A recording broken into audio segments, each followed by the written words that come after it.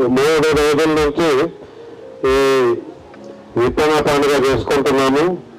దీని ప్రారంభోత్సవము చాలా బాగా 4వ తారీఖు నాడు జరిగింది. ఇక్కడ దాదాపు 20 రాష్ట్రాల నుంచి అనేక విత్తనాలు కేవలం వరి కాకుండా కందులు, సజ్జలు, జొన్నలు, ఆముదాలు, కూరగాయలు, అనేక రకాల కూరగాయల విత్తనాలు కూడా తీసుకొచ్చారు. అందులో చాలా రేరుగా మనం చూడని కూడా ఇక్కడ కనపడ్డాయి. ఎయిర్ పొటాటో అనేది ఒకటి, తర్వాత గుండెక ఉండే బీరకాయ, ఇట్లాంటి అనేక విత్తనాలు ఇక్కడ తీసుకొచ్చారు. చాలా వైవిధ్యభరితమైన ఈ విత్తనాలు ఇవి తీసుకొచ్చి ఇక్కడ చాలా మంది రోజు దాదాపు 700 నుంచి 800 మంది విజిటర్స్ వచ్చిపోయారు. ఇక్కడ చాలా మందికి మనం భోజనాలు ఏర్పాటు చేసుకుని, ఇది నగరానికి దూరంగా ఉంది కాబట్టి ఇది రైతుల కొరకు ముందు వాళ్ళ నైపుణ్యం పెంచుకోవడానికి, వాళ్ళ విత్తనాలు వాళ్ళే పంచుకోవడానికి ఒక వేదిక కౌన్సిల్ ఫర్ గ్రీన్ రెవల్యూషన్ ఏర్పాటు చేసింది. ఇక్కడ వచ్చిన వివిధ రాష్ట్రాల నుంచి వచ్చిన వాళ్ళందరూ కూడా మనమే అన్ని ఏర్పాట్లు చేసినాము. వాళ్ళ ఎటువంటి ఇబ్బంది కలగకుండా అన్ని సదుపాయాలు కూడా ఏర్పాటు చేయడం జరిగింది. దానికి లీలా లక్ష్మారెడ్డి గారిని మనం అందరం అభినందించాల్సిన అవసరం ఉంది. వాళ్ళు చాలా ధైర్యంగా ఈ విత్తన పండుగను గట్టికెట్టుకున్నారు. ఇది కేవలం ఈ సంవత్సరమే కాదు, ప్రతి ఏటా నిర్వహించాలని కూడా వాళ్ళు సంకల్పం ఇప్పటికే అనేక సార్లు చెప్పడం జరిగింది. మనం దీన్ని ఇంకా ముందుకు ఎట్లా తీసుకెళ్ళాలి, చాలా సూచనలు వచ్చాయి. ఇక మండల స్థాయి వరకు చేయాలి, ప్రతి జిల్లాలో ఒక విత్తన పండుగ చేయాలని కూడా సూచనలు చేశారు. దీంతో పాటు ఇందులో చిన్న రైతులను ఎట్లా భాగస్వామ్యం చేయాలని నిన్న చర్చ కూడా జరిగింది. దాంతోపాటు వినియోగదారులను మన ఆహారం మంచి ఆహారము, దీనివల్ల మీ ఆరోగ్యం పెంచుకోండి, మీ పిల్లల ఆరోగ్యము సంరక్షించుకోండి అని చెప్తున్న క్రమంలో వినియోగదారులు ఈ ఆహారం తినే వాళ్ళను ఇక్కడికి ఎట్లా తీసుకొస్తాము అనే దాని మీద కూడా చర్చ జరిగింది. అంటే ప్రతి సంవత్సరము ఈ 2 వర్గాలను, రైతులను, గ్రామీణులను, మన వినియోగదారులను ఇక్కడికి ఎట్లా తీసుకొస్తాము, ఇది ఒక ఉద్యమంగా ఎట్లా చేస్తామనే దాని మీద ఇప్పటికే సూచనలు వచ్చినాయి. ఈ సూచనల ఆధారంగానే కొంత డిక్లరేషన్ కూడా చేయడం జరిగింది. దీనికి ఇంకా ముందు వచ్చే ప్రతి సంవత్సరం కూడా ఇప్పుడు చేసిన ప్రయత్నాలను ఇంకా కొద్దిగా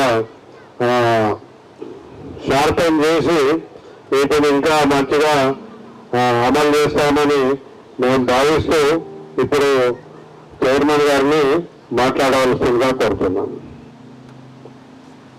అందరికీ నమస్కారం. విత్తన పండుగ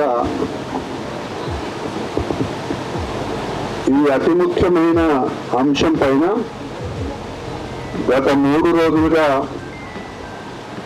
వివిధ రాష్ట్రాల నుంచి స్వయంగా వ్యవసాయం చేస్తూ పంటలు పండిస్తూ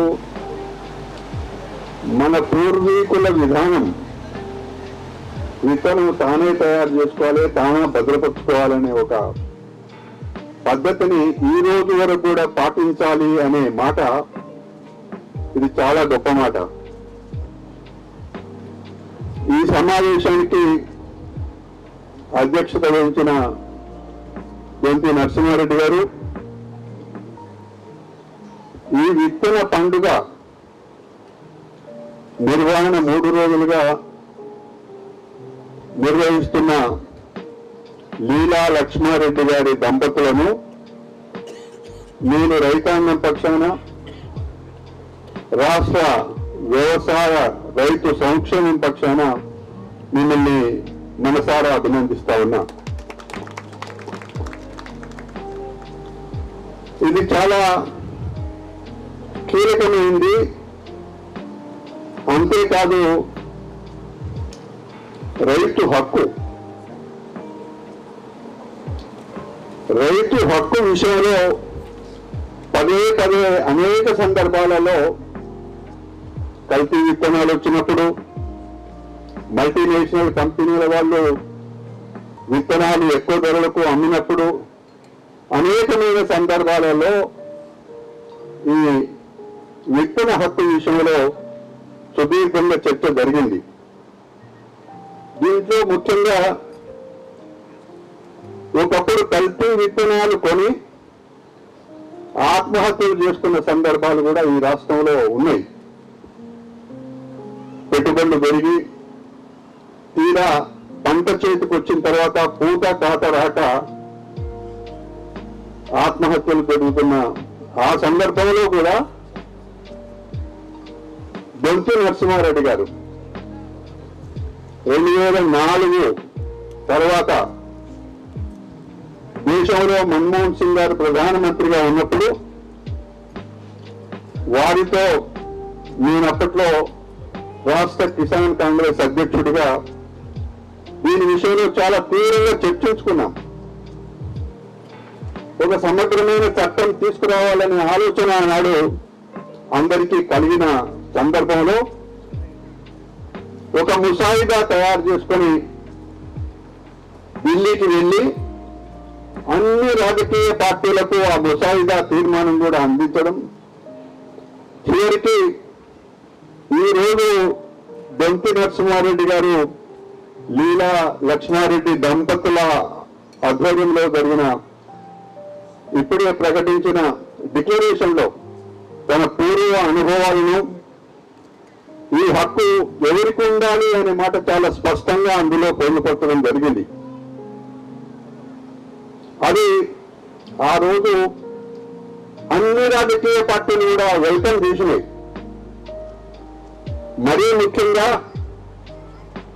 అప్పుడు అప్పర్ హౌస్ లో వెంకయ్య నాయుడు గారు అపోజిషన్ లీడర్. మేము వాళ్ళ దగ్గర వెళ్ళినప్పుడు మాకు ఒక పక్కనే తెలుసు, రెండో పక్క మాకు అంతగా అవగాహన లేదు, మీరు వచ్చింది కాబట్టి చాలా సంతోషమైన మాట వారు వ్యక్తపరచడం.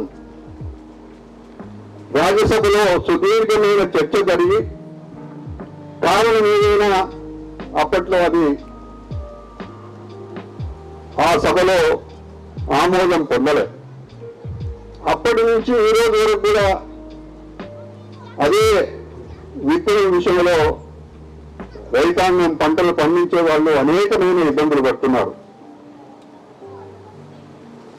ఒక్కసారి మీ అందరికీ మనవి చేస్తా ఉన్నా, మనమందరం కూడా వ్యవసాయ కుటుంబాల నుంచి వచ్చిన వాళ్ళం. మన పూర్వీకులు, తాతలు, ముత్తాతలు పందులు నాటి ఆ వ్యవసాయాన్ని నమ్ముకొని గ్రామీణ ప్రాంతాల్లో వ్యవసాయం చేస్తున్న కుటుంబాలు ఆ రోజు వ్యవసాయం ఎట్లా ఉండింది నాకు తెలిసి మహిళ వ్యవసాయంలో చాలా ప్రాధాన్యత ఉంటుంది.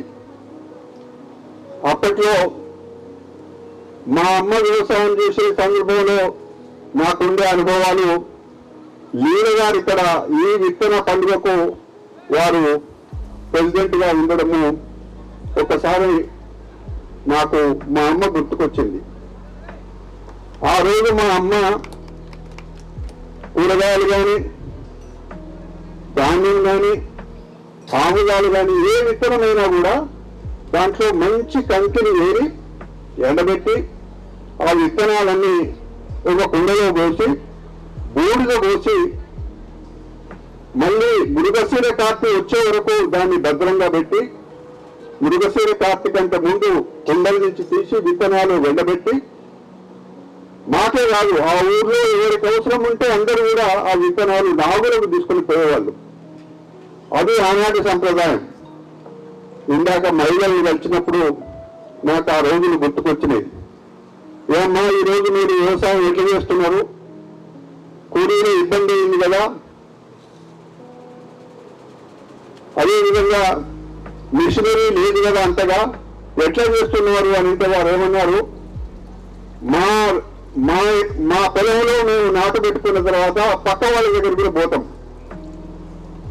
అంటే మేము అందరము కలిసి ఒక కుటుంబం లాగా వ్యవసాయం చేస్తాము అనే మాట మాట్లాడినప్పుడు ఇదే మాట ఆ రోజులలో కూడా గ్రామాలలో వర్షం పడి పగులు వస్తే ఎక్కువ రోజులు ఉండదు. ఒక 4 రోజుల వరకు మంచి వర్షం పడితే భూమిలో పగులు ఉంటుంది. ఆ 3-4 రోజులలో విత్తనం వేసుకోవాలి. అందుకే ఆ గ్రామంలో ఉండే వాళ్ళందరూ కూడా తన పొలంలో విత్తనం వేసుకున్న తర్వాత పక్క పొలాలు ఊరంతా కూడా కలిసి నాగళ్ళు కట్టుకొని విత్తనాలు వేసుకునే వాళ్ళు. అది ఆనాటి వ్యవసాయ సాంప్రదాయం. ఈరోజు ఇంకొకసారి నాకు బాధ్యతలంటే రైతు దానం చేసేవాడు, చేయి చేసేవాడు కాదు. రైతు తాను పండించిన పంట పొలంలో ఉన్నప్పుడు ఆ గ్రామంలో ఉన్న వాళ్ళు ఎవరొచ్చినా, కమ్మరి కానీ, కుమ్మరి కానీ, వడ్డంగి కానీ ఎవరొచ్చినా కూడా చాటుడు ముంచి ఇచ్చేటోళ్ళు. చివరిగా మిగిలిన ధాన్యాన్ని ఇంటికి తీసుకెళ్లి భూములలో గాజులలో పోసుకొని భద్రపరుచుకునేవాళ్ళు. అప్పటికి ఇప్పటికీ తేడా ఏమిటంటే రైతు చేయి దాపే పరిస్థితి వచ్చింది. ఎంత భూమి ఉన్నా ప్రభుత్వ దిక్కు ఆ పక్కనే చూడడం రైతుకి ఇబ్బందికరంగా మారిపోయింది.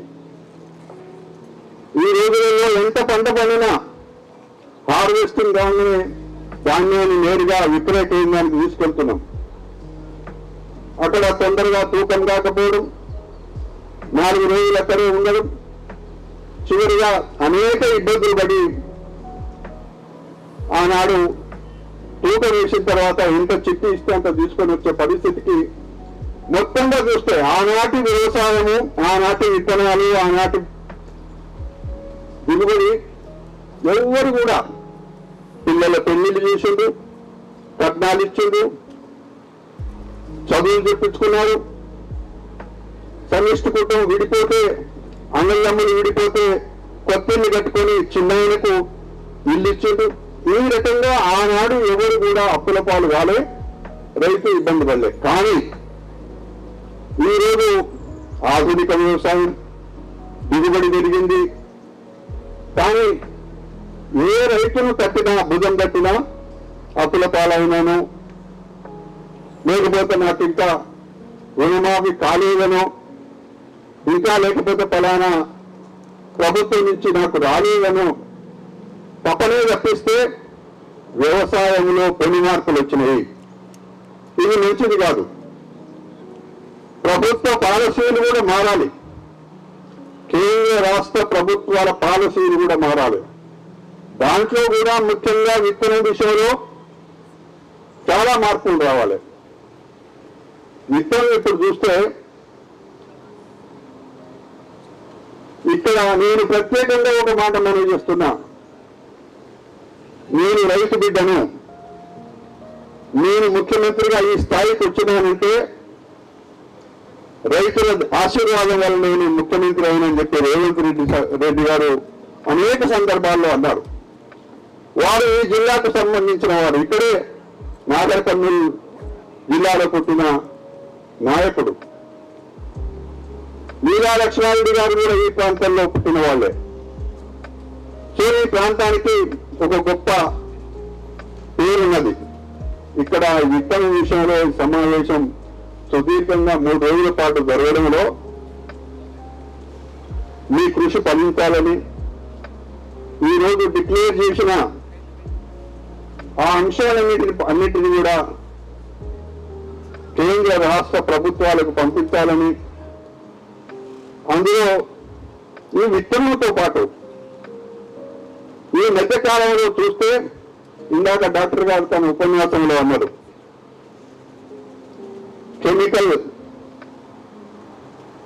ఇది మనం కలుపు తీయడానికి మందులు వేసుకుంటున్నాం. ఆ రోజులలో కొడవలు కట్టుకొని కలుపులు తీసుకునేవాళ్ళు. మళ్ళీ దాని తర్వాత కొంత వీవరు చేతులతో నడిపే మిషన్ వచ్చింది. తర్వాత ఆయిల్ డీజిల్తో మాట్లాడే మిషన్లు కూడా వచ్చినాయి. ఇప్పుడు దాని దిక్కు చూడటం లేదు రైతులు. మల్టీనేషనల్ కంపెనీలు ఆ విత్తనం రాకుండా ఉండడానికి ఒక మందు ఇస్తున్నారు. ప్రతి రైతు తన ఊర్లో ఉండే పెస్టిసైడ్ దుకాణానికి పోయి కొనుక్కొచ్చుకొని వేసేస్తున్నాడు. దానివల్ల భూమి సారం పోతున్నది, పంట పైన ప్రభావం పడుతున్నది. ఆ విత్తనాలు మనం నింటున్నాం. వారు అన్నారు దానివల్ల క్యాన్సర్ వచ్చే ప్రమాదం బాగా ఉంది అనే మాట. వ్యవసాయం ఎక్కడ పోయింది? ఇందాక నరసింహారెడ్డి గారు అన్నారు, పంట పండించే రైతు తన పంటను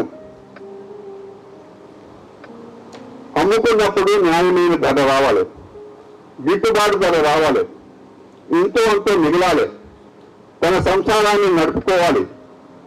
అదేవిధంగా వినియోగదారులు కూడా సరసమైన ధరకు దొరకాలి. దొరకడమే కాదు, మంచి ఆహారం తినాలి అని అంటే ఆ రకమైన కన్జ్యూమర్ని ఇటు రైతుని ఇబ్బంది కూడా జాగ్రత్తగా చూడాల్సిన అవసరం కేంద్ర రాష్ట్ర ప్రభుత్వాలపైన ఉన్నది. ఇది మామూలు సమస్య కాదు. అందుకే ఒక్కసారి ఆనాటి వ్యవసాయం, ఈనాటి వ్యవసాయం, ఆనాటి రైతు, ఈనాటి రైతు, ఈ వ్యత్యాసం ఎందుకు? సైన్స్ పెరిగింది కానీ వ్యవసాయంలో మార్పులు వచ్చినాయి అని అంటే నా అభిప్రాయంలో రాలేదు. ఆ రోజులలో చదువుకోని రైతు కూడా ఆకాశం పక్కన చూసి ఇంకొక రాత్రి వరకు వర్షం వస్తుంది అని గ్రహించి తయారుగా ఉండేవాడు. ఆ రోజులలో నేను కూడా నాగలి కొట్టిన, మూట కొట్టిన. ఆ రోజులలో ఈసారి 5 ఎకరాల పొలం ఉంటే ఈసారి ఈ పక్కన వడ్లేస్తే ఈ పక్కన కూరగాయలో లేకపోతే సద్దలో గొంగలో ఆ విధంగా వేసుకునేవాళ్ళు. ఇప్పుడు ఏమైపోయింది? అదే పొలంలో అదే పనిగా ఒకటే పంట, భూగర్భ జలాలు ఉంటే చాలు. బోరు ద్వారా మొట్టమొదటి ప్రాధాన్యత ధాన్యం. ఎందుకు పండిస్తున్నాడు దాదాపు నరసింహారెడ్డి గారు ఇక్కడ మనవి చేస్తా ఉన్నా, రైతుకు ఒక ఇబ్బంది ఉన్నది. రైతు విత్తనం తెచ్చుకొని నానబెట్టుకొని మొలకొచ్చిన తర్వాత పొలంలో తల్లి, దాని తర్వాత మీరు ఇందాక డాక్టర్ గారు చెప్పినట్టు కలుపు పోవాలి అంటే ఒక పెస్టిసైడ్ చల్లడం, దాని తర్వాత హార్వెస్టింగ్ వరకు కూడా ఏ పని ఉండదు. పని తక్కువ ఉండే పంట ఏంటంటే వరి. అందుకే రైతు ఆ పక్కన పోతున్నాడు. నిజమే, లక్షల టన్నుల వరి ధాన్యం మండుతున్నది. రైతుకి ఏమైనా మిగులుబాటు ఉన్నది అని అంటే లేదు. సో ఇది ఈ సాంప్రదాయ వ్యవసాయాలు పూర్తిగా మారిపోయినాయి, సాంప్రదాయ పద్ధతులు కూడా మారిపోయినాయి. అందుకే రాష్ట్ర ముఖ్యమంత్రి రేవంత్ రెడ్డి గారు నాకు తెలిసి దేశంలో తెలంగాణలో కమిషన్ వేసిండు 2 అంశాలపైన.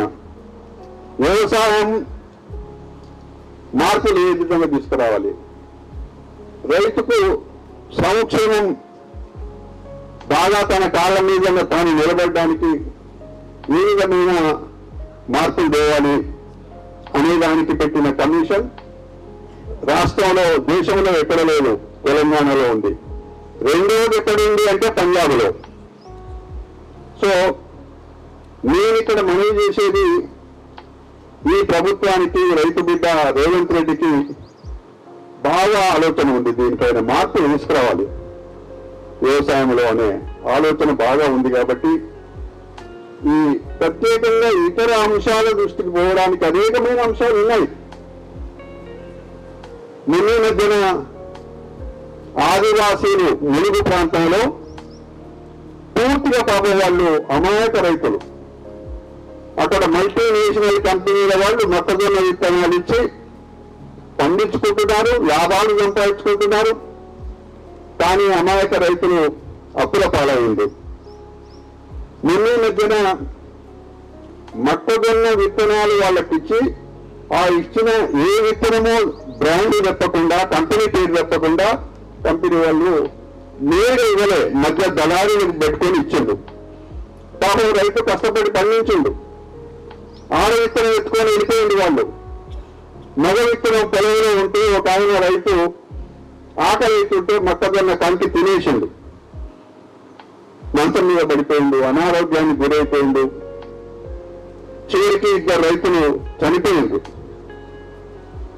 కంకు లేని తర్వాత తుప్ప మిగిలిపోద్ది కదా, ఆ తుప్ప పశువులు తింటే మీరు దూరం చచ్చిపోయింది.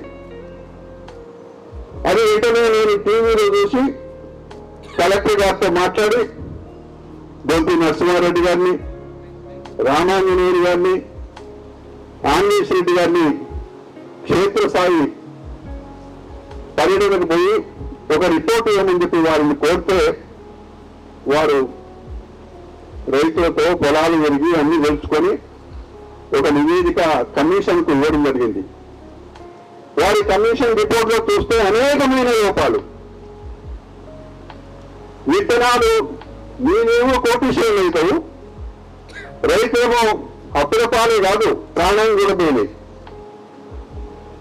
ఇంతేకాదు నరసింహ, మొన్న 2014లో తెలంగాణ రాష్ట్రం ఏర్పడక ముందు విత్తన విధానంలో కొంత కంపెనీల పైన నియంత్రణ ఉండేది. ఇప్పుడు అది కూడా లేదు.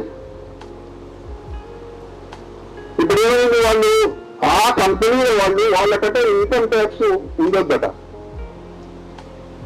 వ్యవసాయం మీద ఇన్కమ్ ట్యాక్స్ లేదు.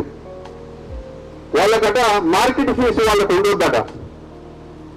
రైతు తన ఉత్పత్తిని మార్కెట్లకు తీసుకుపోతే ఆయన దగ్గర 8%, 10% తీసుకుంటారు. కానీ ఆయనకు లేదు. ఈ రెండు మినహాయింపుల వల్ల అక్కడ మునుగోడులో కాదు, రాష్ట్రంలో ఏ కంపెనీలు అయితే విత్తన రైతులకు ఇచ్చి అమాయక రైతులకు ఇచ్చి పండిస్తున్నారో వేల కోట్ల రూపాయలు తప్పేస్తున్నారు. అంటే ఒక విత్తనం చుట్టూ తిరిగితే ఇంత పెద్ద మార్పు. నర్సన్ నేను అడిగాక విత్తనం కాపాడుకోవాలని, వాస్తవమే కాపాడుకోవాలి. కానీ దీంట్లో కేంద్ర రాష్ట్ర ప్రభుత్వాలు కూడా తగినంత మద్దతు ఇవ్వాల్సిన అవసరం ఉంది. కాబట్టి ఇట్లాంటివన్నీ ఒక్కసారి చూస్తే విత్తన హక్కు ఆనాడు ఎంత తీవ్రంగా రైతుకే ఉండాలి అనేది ఆ చట్టంలో, అంతకంటే ముందు తయారు చేసిన ముసాయిదా చూస్తే ఆ మల్టీనేషనల్ కంపెనీ వాళ్ళు తయారు చేసిన ముసాయిదా చట్టం చూస్తే అది ఏముంది, రైతు తన పొలంలో పండించిన విత్తనం అమ్ముకోవడానికి లేదు. ఎవరైనా అమ్ముకుంటే వాళ్ళ పైన చర్య తీసుకోవడానికి దాంట్లో అవకాశం పెట్టింది.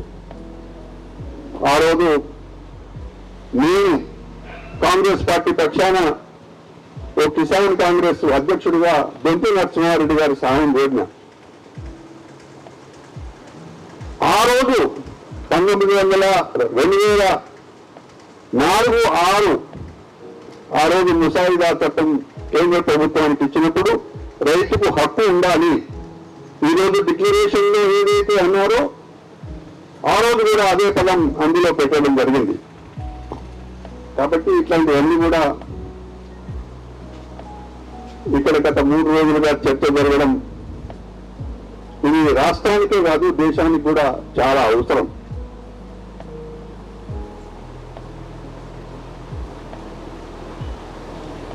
అంతేకాదు ఈ మధ్యకాలంలో అనేకమైన విషయాలలో ఇది ఈ రోజు ఎజెండాలో లేకపోయినా భూమి అనేది కూడా రైతుకి చాలా ముఖ్యం. తెలంగాణ రాష్ట్రంలో నిజాం పరిపాలనలో కూడా కౌలుకు చేస్తున్న హక్కు ఉండేది. 38E కింద కౌలు హక్కు ఉండేది. కానీ మొన్న 2017లో ధరణి అనే పేరుతో ఒక ప్రక్రియ జరిగినప్పుడు మొత్తం రాష్ట్రంలో ఉన్న వ్యవసాయ భూములు తండ్రులు తాతలు వ్యవసాయం చేసుకుంటున్నారు, ఇప్పటికీ కబ్జాలోనే ఉన్నారు. కానీ వాళ్ళ పేర్లు 2018లో మాయమైపోయినాయి. అట్లాంటి మాయమైపోయిన ఖాతాలు దాదాపుగా 25 లక్షల ఖాతాలు వాళ్ళ పేర్లు లేకుండా పోయినాయి. అటు భూమి హక్కుకు ప్రమాదం వచ్చింది, ఇటు ఇతర హక్కు కూడా ప్రమాదం వచ్చింది. ఇది నిజంగా చాలా తీవ్రమైన విషయంగా మనం భావించాలి. తర్వాత వచ్చిన పటేల్ పట్వారీ వ్యవస్థలో కూడా ఈ విధంగా ఎవరు కూడా ఇబ్బంది పడలే. అప్పట్లో కూడా ఎవరైనా ఒక పట్వారీ ఏదైనా ఒకరి మీద కోపంతోనో లేకపోతే తాపంతోనో ఏదైనా తప్పు జరిగితే అడిగేవాళ్ళు ఉండ్రి.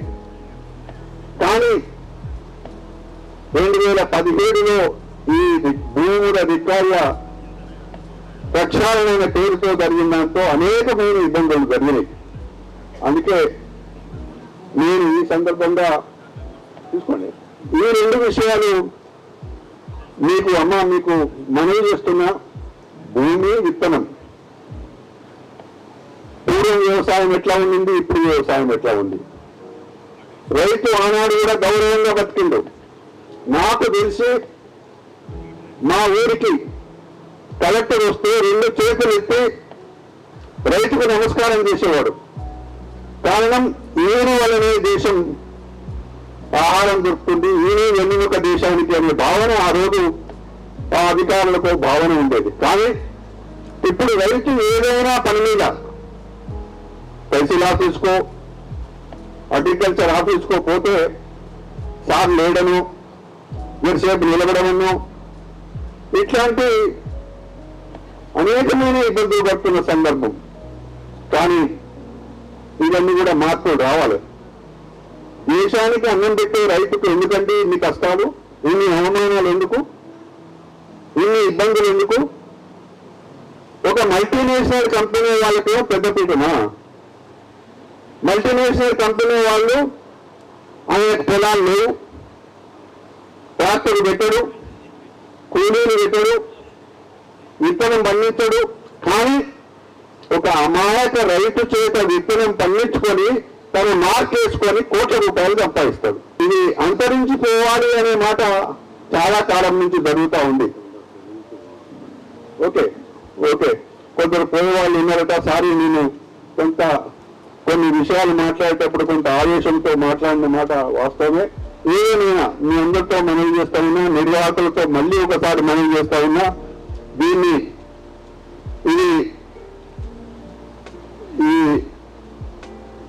చాలా లోపల, అందులో మహబూబ్నగర్ జిల్లా ఇంత లోపల మీరు ఈ కార్యక్రమం ఒక ఛాలెంజ్ గా తీసుకున్నారు. అనేక మంది రైతులు ఇక్కడికి వచ్చిండ్రు. నేను మధ్యాహ్నం లక్ష్మారెడ్డి గారితో తిరిగినప్పుడు అనేకమైన స్టాల్స్ చూస్తే నిజంగా వాళ్ళు పండించిన పంటలు కానీ అవన్నీ చూస్తే పూర్వం రోజులు గుర్తుకొచ్చినాయి. అందుకే నేను ఒకటే మనవి చేస్తున్నా, ఈ ప్రభుత్వం వ్యవసాయంలో మార్పు తీసుకురావాలనే ఆలోచన ఉన్నది. రైతు సంక్షేమం గురించి చూడాల్సిన అవసరం ఉన్నది అనే మాట ఈ రైతు బిడ్డ రేవంత్ రెడ్డి గారు ఒక కమిషన్ వేసి దీనికి అధికారాలు ఇచ్చి